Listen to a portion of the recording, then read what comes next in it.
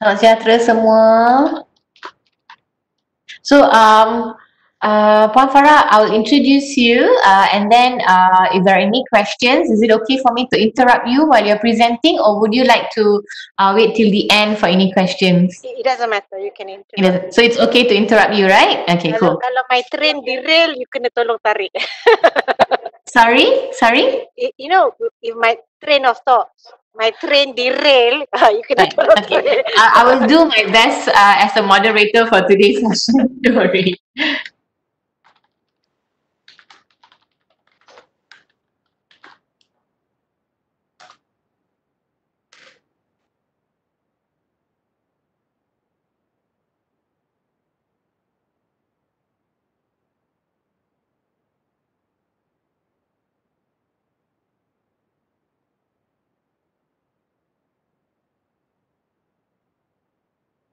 Okay, so we have a minute more. Okay.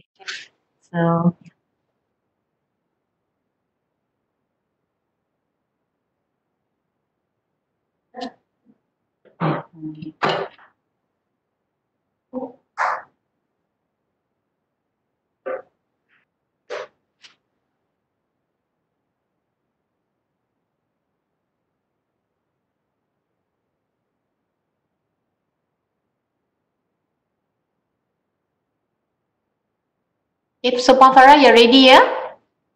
I think so. You're ready. Okay, all right. So welcome everyone. Thank you for joining us for today's webinar session. I'm Dr. Umar here from Bahagian Instructional dan Pembelajaran Digital, Jabatan Pendidikan Politeknik dan College Community. So today we are presenting Google Docs application for DUE5012 Communicative English 3, the writing exercise aspect, which will be presented by Puan Farah Diba binti Mat Said. Now, she's from Polytechnic Ibrahim Sultan. So just a little housekeeping before we get started. If you have any questions during the presentation, please type them into the question box in your WebEx control panel. I'll bring them up during the presentation, and we will also have time for questions at the end. Now, without further ado, we will turn the time over to Puan Farah Diba. Our presenter today is attached to the General Studies Department of Polytechnic Ibrahim Sultan. She obtained her degree in TESOL from the University of Exeter, United Kingdom in 1991. She also has a Master's in Education from University of Technology Malaysia, and her focus would be on English for specific purposes. So, without further ado, I'll pass it to you, Puan Farah. Thank you, Dr. Umar. Assalamualaikum, selamat sejahtera. I find it really weird, talking. I can only see you. Okay. Okay. Anyway, can I just start off by sharing the PowerPoint, yeah? Yes. Okay. Okay. Yes, can I have the pointer? Okay. Google Doc. I think everybody knows about Google Doc because previous webinar they have been talking about G Suite. In the G Suite, you have Google Doc, you have Google Sheet, Form, and Excel, and all. Yeah. So, but today, what I intend to do is actually share what I did during my class for Google Doc. But the thing that I did was before PKP, before COVID-19. And what do you call this? During my lesson. Okay, where shall I start? Google Doc. Now, before this, when I saw Google Doc, I thought it is somewhat like Microsoft Word. Not much different. So, masa tu zaman jahiliah kan. So, I tak tahu yang Google Doc ni boleh buat guna untuk class activity. So, masa memula tu, masa zaman jahiliah, I thought, oh, why do I need Google Doc? What's the point? But in actual fact, when you do your document, what do you call it? You keep it in the cloud, kan? But Yes. then, however, later on when I attended a conference, Melta, and I attended this one workshop, and this particular person, they showed us how to actually use Google Doc during for our class activity. Okay, now for my session, how do I change slide there? Change slide. Okay, I'm going to begin with, I'm going to tell a little bit about DUE 5012 for those who are not English language lecturers, they might not know what DUE5012 is all about. And then I will go into what did I do before the writing activity, and as well as the writing activity itself. What did I do? And then the challenges that I face, plus the impacts. Okay, next slide. All right. DUE5012 for English, for programs in Polytechnic, English, there are 3 courses. We have Communicative English 1, Communicative English 2, and this is the last one, DUE5012.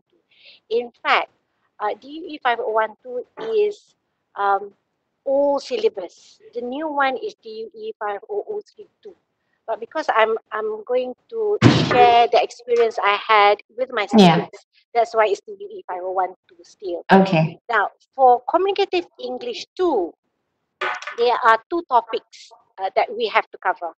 One is description, graph, and chart, and the other one is job hunting mechanics.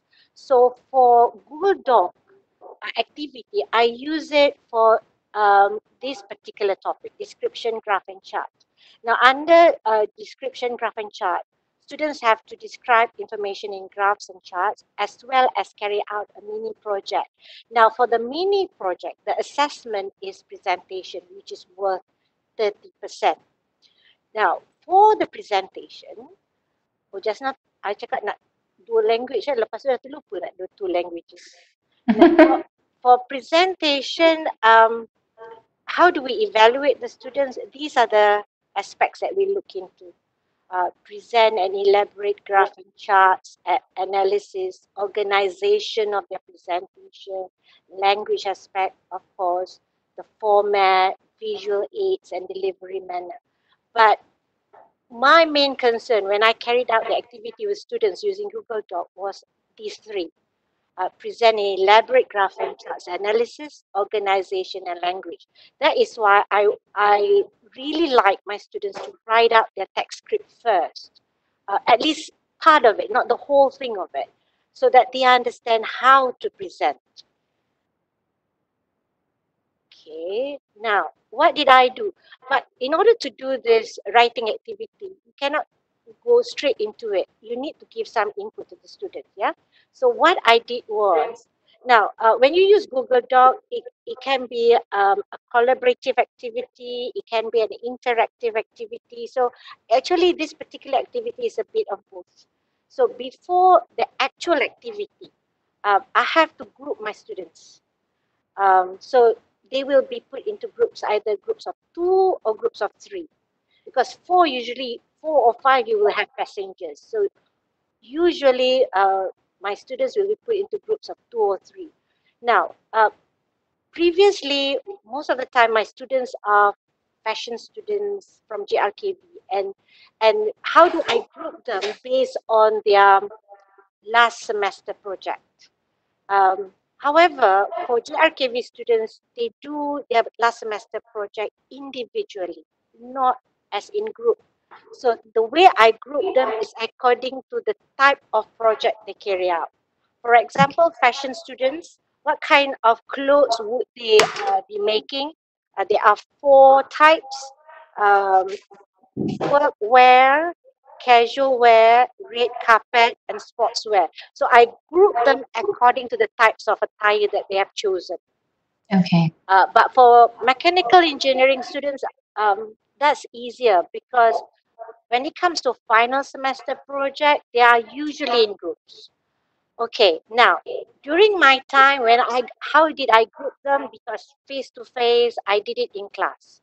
But then since now, after this COVID-19 thingy, how do we do it? Especially for English language courses, we cannot actually face them. Our courses need to be carried out online, so we can use Google Sheet. So we give them the link. They can choose their group members, and they just type, you know, who do they want to be in their group. Right. So that's the first thing that I did. Put students in group, and then the next thing, trigger their background information. Okay. When I say background information, I'm referring to the terminologies for graphs and charts. When you describe graph and charts, you need to use certain words, yeah?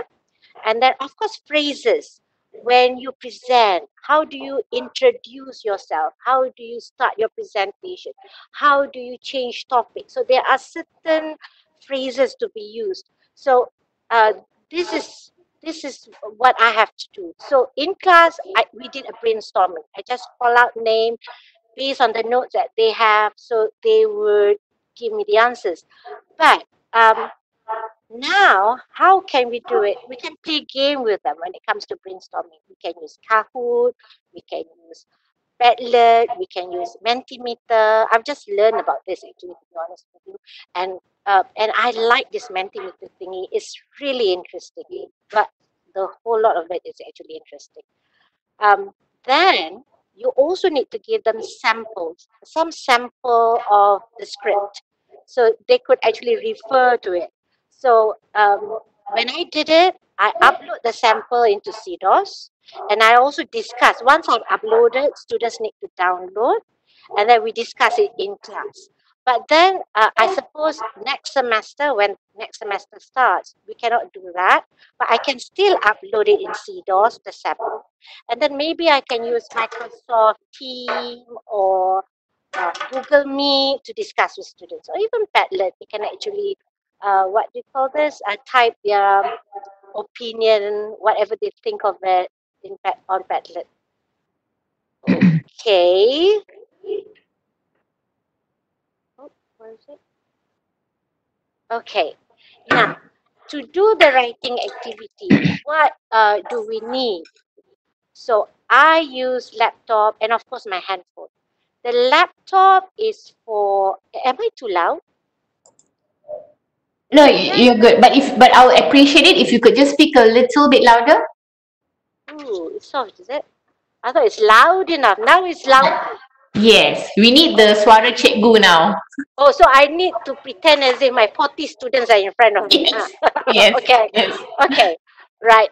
So going back to this, the equipment. I use laptop and of course my handphone. Laptop is for the Google Doc, and the handphone is for the WhatsApp. WhatsApp? Did I say that correctly? No, WhatsApp.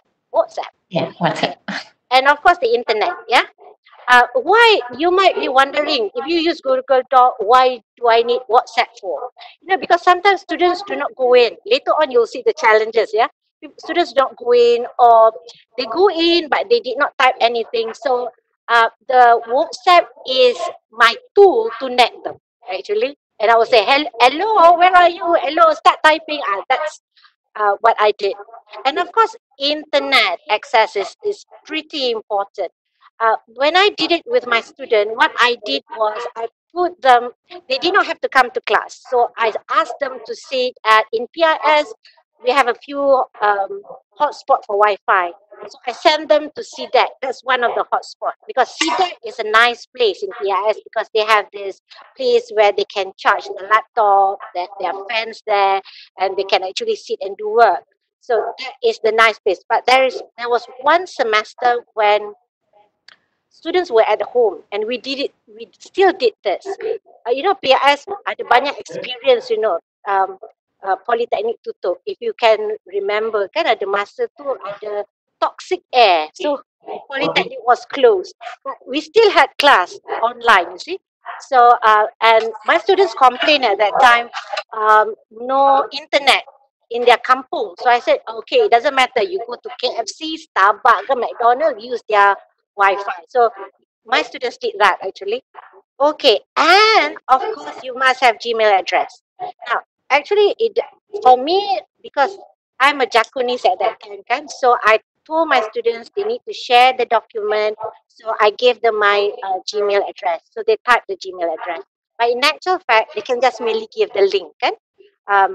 However, when they give the link, they need to remember the level yang they choose must be editor, bukan commenter. Okay? Alright. Is that okay? So far? Yes, yeah. Yeah, so far good. Yeah. Okay.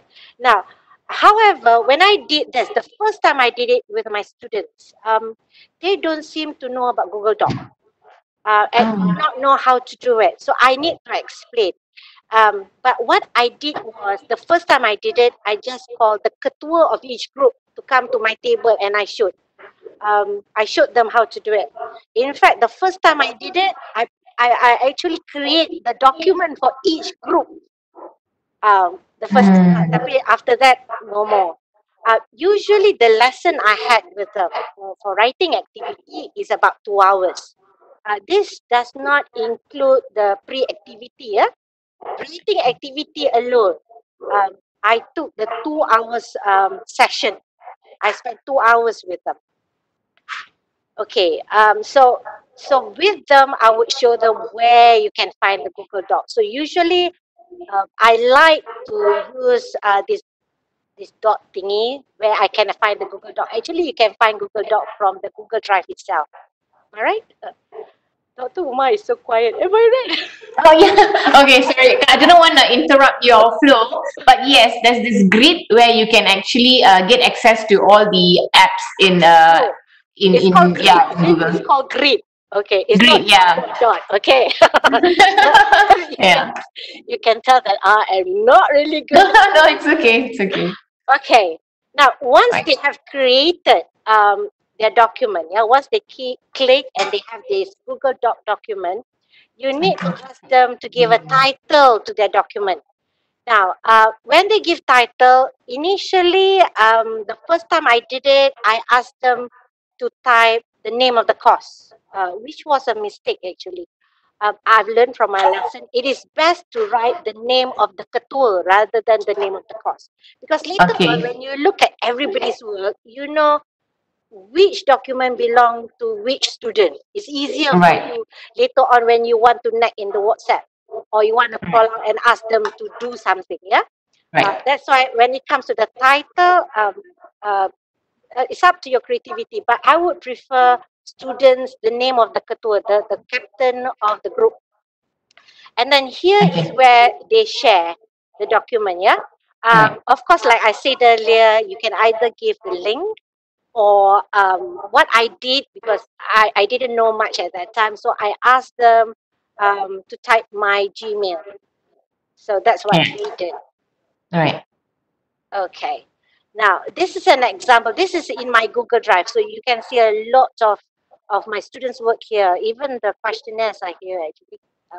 So you can, once they have shared, you can find their work here shared with me. But sometimes the experience I had, some of the document did not appear, but not all. Some appear in the email. So you have to request for access. Right. I think that's a common mistake that students do when during the setting, when the sharing setting. So sometimes they just put as only can view or not shared publicly. You know, sometimes that's why you have to be very careful when you're sharing. I mean, you tetapkan the settings when you're sharing. Yeah, students need to be reminded of that. Yeah. it has to be editor, right? Cannot Yes, be viewer correct. or commenter. Yes. Okay. Now, this is an example Right. of what I see, because Uh-huh. my students will not be in front of me. Mm-hmm. I'll be in my office, so my students will be elsewhere, but doing work, Right. of course. Right. And you can see here, right on top here. Can you see my cursor, by the way? Yes, the red, the laser pointer. You Okay. mean? So Yeah. the tab here, these are, because I open so many, but this is not sample based on what I did with my students. So I just like open a few to show that you can open a few. So what I did was I open everybody's, what do you call it, to check. So to check their work. So you can just click whoever you wish to look at. Yeah. Correct. Okay. Now, the first time when I did it, I did not do it properly. The first time I did it, I just gave them a graph. And then based on the graph, they write the script, the text script, the analysis. But then later on, I pandai sikit. So I said, in your document, right on top, if you can see here, which I cannot show you because this one fixed already, right on Okay. top here, the names of the students in that particular group plus Right. their registration number. And Right. then they paste their graph, their own graph based on their survey. Okay. DUE5012, they need to carry out a survey. All right. So So are the questionnaires already designed, pre-designed, or do they need to start from scratch, like design their own survey and then administer it? How does yes, it go? they design on their own. Okay. They did it, of course, with our guidance. Now, Okay. but students uh, last time face to face, they did it. They use hard copy questionnaire, but now Mm-hmm. you can have Google Form. So students come up with Google Form as a Google Form. I find it easier because then they can have their own. The graph will be there automatic for them. They do not have to do the tabulation. Yes. Okay. So I'm looking at Dr. Uma to agree with me. Yeah. Okay.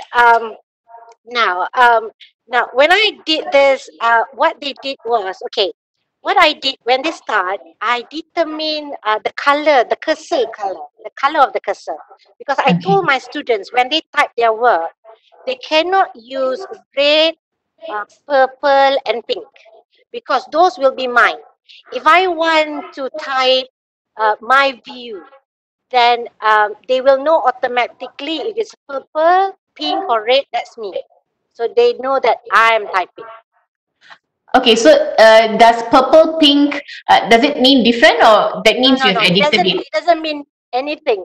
It's just that it stands out. So if say I just want red, but then red, pink, and purple, they're about similar. So that's why I booked these three colors. Okay. No, my question was, does purple mean something different compared to something given in red? No. So No. you're just choosing the three colors which are in the same wavelength. Yes, yes. Same Okay. range. Okay. Okay. Same range. Yes. Okay. Right. This one, everything is like this is synchronized activity, real time. Real So, time.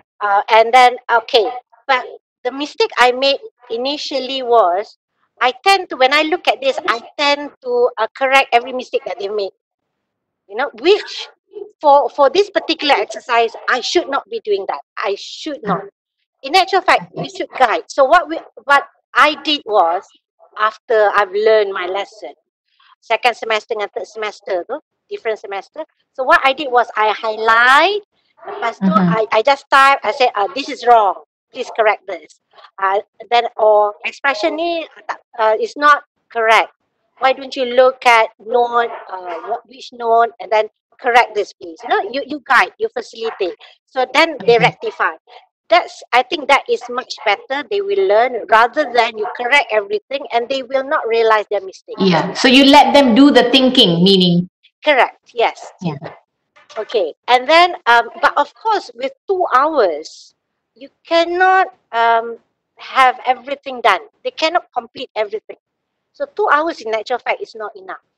So what I did was, if they cannot finish, then I'll say finish it after our class hour, and then I'll give them a deadline. Then I'll check again, and of course I will use. Then I'll correct their mistakes, but this time I will use comment boxes, and then I'll pick and choose the best document, and I upload it into CDOS to help the others to do the rest of the text script. Yeah. Right. Is it because you actually see mistakes being done repeatedly, and then you can actually see a pattern of common Correct. mistakes? Yes. Correct. Yeah. Correct. Yeah. So that's why I think I mean lecturers when we can actually come up with the common mistakes that students do and facilitate that. I think that would be a very good idea instead of us going one by one in detail. Yeah. Right. Exactly. Yeah. Oh, I've lost my cursor. Oh, where am I cursor? Wait, there you are. Yeah. Okay, challenges. Okay. The challenges, there are a few. One is internet access. Okay. When we were in poly, it was easy because we had a few hotspots. Hotspots. So, yeah, so Wi-Fi hotspot. So I could Mhm. actually send my student to the hotspot and they sat there, they did their work. But there was time when they were at home, they went back and we had to do it. Then they complained. They said they did not have internet access, they couldn't do it. But at that time, it was not COVID-19. So I could actually tell them, go to McDonald's, go to Starbucks, use their Wi-Fi. So my students did that. So that's how they solved the problem. No, the next one, not well acquainted. This is, I'm referring to Google Doc. They do not know, some of them, I'm not saying all of them, but some of the students, they do not know how to use Google Doc. Mm-hmm. So in fact, so I need to teach them, like I told you earlier, yeah, how to open it, how to share. I need to tell them. And then there's one more. They thought it's like they write it on a piece of paper first, this particular activity. So what they did was they wrote on a piece of paper, and when I look online, it's blank. The document is blank, and I'm after waiting for 30 minutes, it's still blank. So I need to like WhatsApp them and say, how come it's blank? What are you doing? Are you guys sleeping?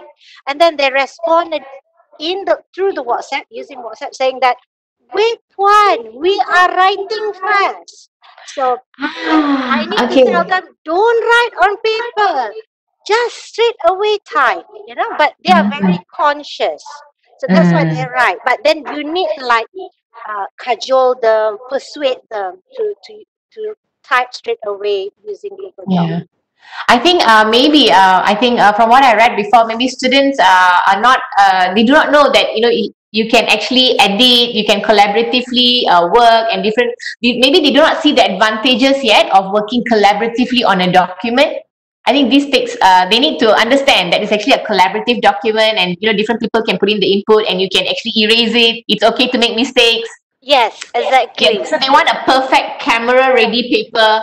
Only then they want to type it on. I think this is maybe common for students who've just started. I think are these students who have just started on Google Docs? This is their first timers. I mean, these are first timers. For the last 3 semesters, yes. For my last 3 semesters, correct. But I suppose this coming semester, I think everybody will be well versed when it comes to Google Docs. Correct. Okay. I think probably it's also like Puan Zaidatul Adawiyah here. She mentioned that maybe some students lack confidence to write in English. I think that's what that deters them from doing it online and preferring to do it on a sheet of paper first. Like let's get it correct first, and then we will transfer it to Google Docs, right? Maybe that's what students might think. They do not want to get embarrassed with their mistakes. Yes, they're afraid of making mistakes. I think that's the difference between a kid and adults. With kids, they're not afraid of making mistakes. Correct. So they will just like, oh, never mind, let's just do it and see what happens. But adults maybe afraid of what other people might think of them. Those kind of issues like what Puan Zaidatul here mentioned. Just sometimes the lack of confidence. So how did you overcome that? How do I overcome that? Yeah, how did you get them to start collaborating on Google Docs? Oh, in the WhatsApp, I just said, it's okay, you guys, just type. It doesn't matter. Nothing will happen to you. I will not eat you up. I usually say in my class, I will not eat you. Even if I'm hungry, I'm not gonna eat you. Just try. It doesn't matter if you make mistakes. Okay, can I continue? Right, the next one is punctuality. Now, when we do Google Doc with students, they seem to take time to get ready. So give them time to get ready. Give them time about 10 to 15 minutes, because because for my students, that's the experience I had. They are getting used to the idea of working online collaboratively. So they really need time. So for the past 3 semesters, I waited for 15 minutes. 15 minutes, I couldn't see the document. That's when I start hunting for them using my WhatsApp. And usually my students would respond, wait one, we are setting up, or wait one, we are drafting. When they say drafting, I said, no, type straight away, please. Normally, it takes some time for them to pull their courage and type. But usually they would type. Okay, teacher's role. here the mistake that I've made, like I told earlier, the first time when I did it, I tend to correct students' mistake, a grammar mistake, word mistake. I just delete their words and I correct, which is actually wrong. We should not do that when it comes to this kind of activity. We should just Mm. guide them, highlight, or you can underline and say something is wrong here. Because with Google Doc, it's easy for us to point out their mistakes. Um, because when you use it face to face, when you use mahjong paper and students write on mahjong paper, it's not easy for you to guide because once they have written, it's already fixed. With this one, you can what do you call it? Press the space bar and then you can type um, whatever you wish to say to the student. Okay, right. And duration, 2 hours. I said earlier, my writing activity is about 2 hours. But these 2 hours is not enough, to be honest with you, because maybe because they are putting on their thinking caps and they keep on looking at the notes in front of them. So that's why they're a bit slow. However, there are some students who can actually finish everything in 2 hours. Not all, yeah. Some students can actually do it. Okay. Right. Impact. We've come to the last slide. What time is it? Wow, 30 It's minutes. 3:30. Yeah. Okay. So okay, that leaves us a lot of time for question and answer. Oh, there are questions. Are there questions? So far, okay, I think this comes from other lecturers are also teaching English for communication. There's this person called Puan Mariati, and she mentioned that in her case, not only that the students have really low level of English, but also they have a low level of computer apps usage knowledge. Mm. Okay, so this is Sherry, and then there's Puan Nur Azilia, and she mentioned interesting point made there. Students do feel afraid to make mistakes. Yeah, so far two, and there's a person called Mimi Ainin here who says hi, Kak Farah. Oh, hi, Mimi. Yeah. um, Okay. uh, when Mariati said, what did she say earlier? She says that in her case, not only that students have low level of English, but they also have real low level of computer apps usage knowledge. Like just now you mentioned, your students do not know how to use Google Docs, or maybe the sharing, how to share the functionalities and all. So I think she shares a similar issue here. Mm. Yeah, exactly. That's why when it comes to face, but I still wanted to do this. I called them to my room and I showed them, or I can actually show it in class. But next semester, since we cannot see the students, perhaps we can prepare PowerPoint slides and then you published it so students can actually see it, or we can come up with a video or something so students can Yeah. follow it. Yeah, Right. maybe like yesterday, one of the presenters from Polytechnic Seberang Perai, Ustad Fahmi, he shared about how to use screencast software. So this screencast can actually track the pointers. So like where do you move in the Google Docs to, for example, how to save, how to actually create a document and stuff, but that can be recorded on a video. So using screencasting software, so maybe you want to try that out using free apps. Oh, okay. Screencasting. What is it again? Apps. Yeah, Apps. screencasting apps. So he showed us three examples: Loom, Screencastify, and Screencast-O-Matic. So which enables us as lecturers to show step-by-step tutorials. So maybe I would suggest a tutorial on Google Docs for students, for the students. Yeah. So in less than maybe 3 minutes, and then the student actually gets to see how to click or something. And you can use your own voice to narrate the whole step-by-step process. Oh, yeah. That will be interesting. Yes. Yeah. Then it'll become clearer. Yeah, with a video Yes. rather than still pictures. Yeah. Also, when they listen to your voice nagging them, maybe that would actually have an impact as well. Just kidding. Instead of nagging in the WhatsApp, your voice should be there. Yeah. No, I was just kidding. Okay. No, don't worry. Okay, the impact. 3 impacts. Raise awareness on the expected mini project presentation. So when we did the Google Docs, students they notice, the tenses that they should be used. They'll be aware of the tenses to use, the correct terminologies to use, and how to organize their presentation. And of course, the suitable phrases to use during your presentation.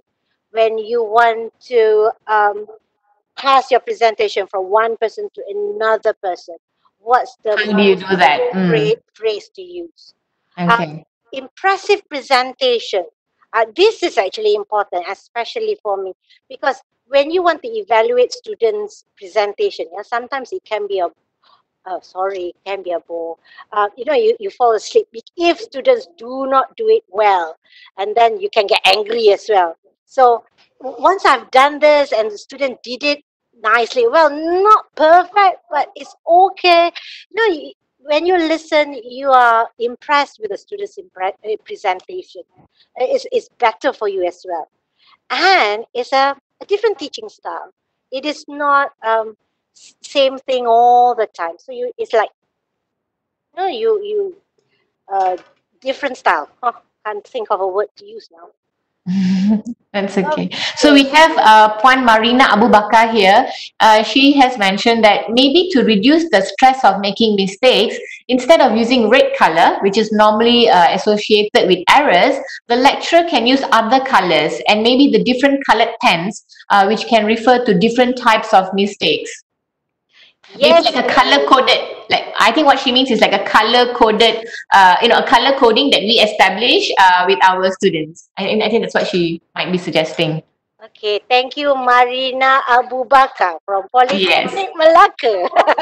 Okay. All right. And then there's Puan Zuraimi here. I wonder if Malaysian Polytechnic students are trained to use at least basic computing software, Microsoft Office. I've always had students who do not even know how to properly create documents and presentation slides.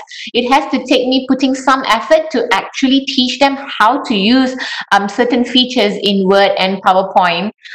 Yeah. What is your take on this, Puan? But I think a number of students, they are aware. They know how to use it. In fact, to be honest with you, some of them are better than me. Um, and actually, some aspect I learned from them. There are Yeah. things when I actually ask them, can you teach me how to do this? So because we have, in fact, our mechanical engineering students are as good as our graphic design students. Mm-hmm. So I would say our students nowadays are well versed when it comes to um, modern apps. But then there are a small number who do not know. Yeah, I think maybe a small number. Yeah, but we should just encourage them and train them, and also maybe give them links to videos that they can watch. Okay, there's this from Madam Sim. She says, "Hi Farah, we'll try this for sure next Tuesday with my upper sixth class. Can also be used for academic writing, right? For argumentative essays." Yes, sim, chia, sim, e. Yes, yes, yeah, we can. It's interesting. Microsoft. This is not Microsoft. This is Google Doc. Google Doc Yeah. is. You can do it in many ways. You can actually come up with a table, and then a few students can go in and give their answers there. There are many. It's not just for writing. It's even, say for example, fill in the blanks activity. We can actually have that as well. And I'm thinking of doing it with my hearing impaired students as well. Wish to try Okay. this semester. Do not Uh-huh. know what will happen. Will be trying.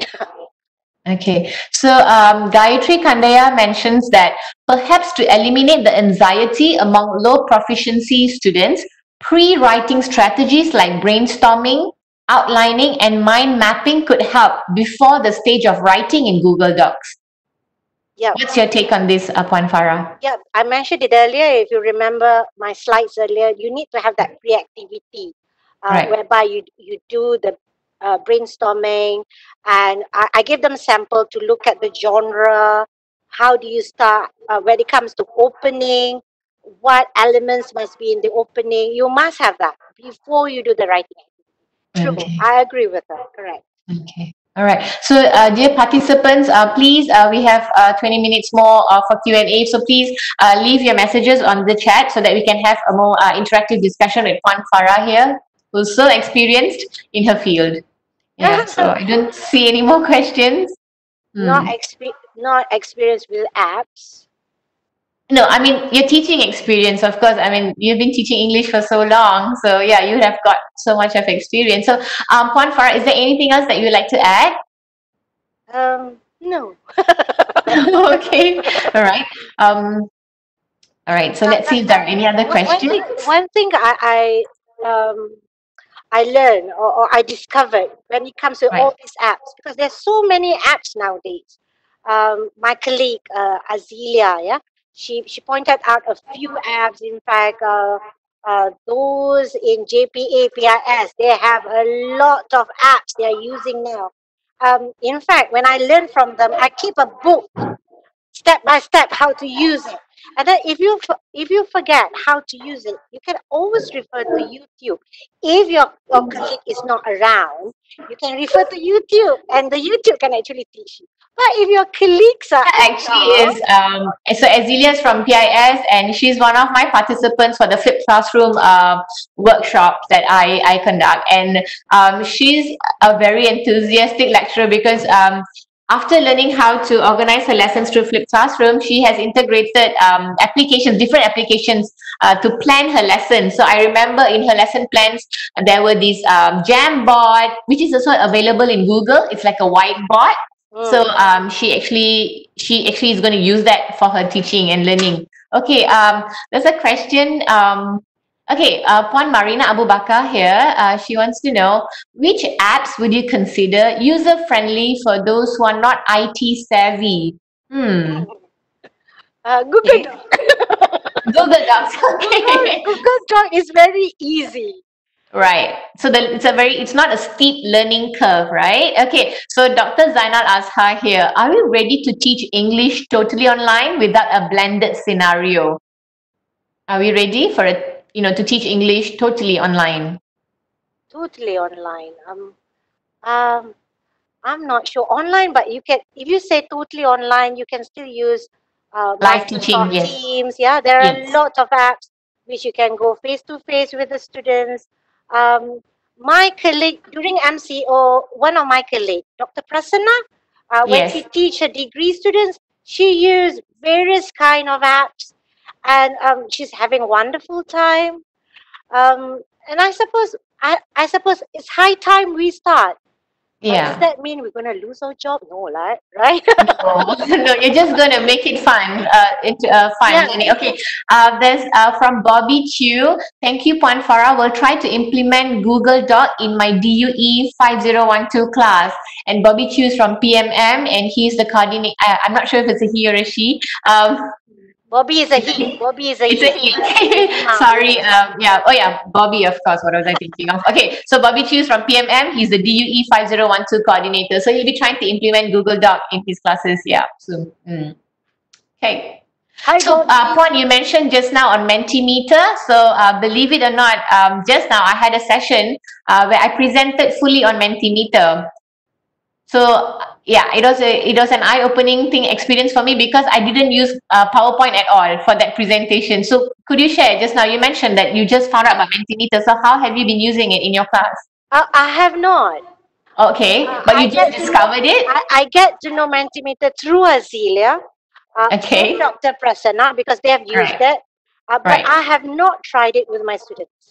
Okay, all right. So, yeah, you can use it to create interactive sessions where you can ask questions and students, you can see their the live results on their smartphone. So at Yes. least they'll be using their You have smartphones for, questions, you can use poll, and then you can yes, see which answer get higher, or you can yes, use word cloud, which is very yes. interesting. Interesting, yeah. So I would highly suggest that, yeah, and yeah, because I just presented a presentation on Mentimeter fully just now, yeah. So I would highly suggest that. Okay, so we are waiting for more questions. Oh, because of time. Well, I finished very early. Yeah, you finished quite early. No more question? Can we stop? Okay. All right. So I guess today so are there any questions? I'll just wait for a couple of minutes. You know, initially when I start with Google, when I look at it, Google PowerPoint, Google Excel, Google Sheet, Google Form, you know, initially when I wanted to try it, pretty scary. I find it pretty scary. But once you get the hang of it, the thing is you need to use it. Then you will understand. If you do not um, use it, then you know you Rugi lah. You know, it's like rugi lah. correct. You don't, you don't The use same it. goes with Mentimeter. If you don't try it, then you will not know how lovely it is. The first time, of course, is difficult, and you will tend to make mistakes. But then people learn from their mistakes. Yeah, yeah, and it's okay to make mistakes, really, and then you just get better over time.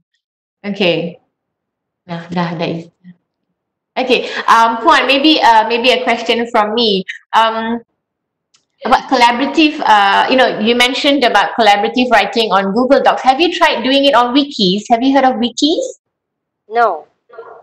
Okay, so wiki is also another collaborative document, so Google Doc. Okay, so then that's okay. So I have another question. How, in terms of students' contribution on Google Docs, so you mentioned there are 2 or 3 students in the group. How do you see the students' contribution? Does the leader have to do more? Or how does it work usually from your The first time I experience? did it, the first semester when I did it, it's a group work. Right, Students did it. They sat together, all 3 of them, and then right, only one person typed. When you have things like, but the other 2 would, I'm not sure what happened, but I'm assuming the other 2 would contribute in the discussion or would give ideas. But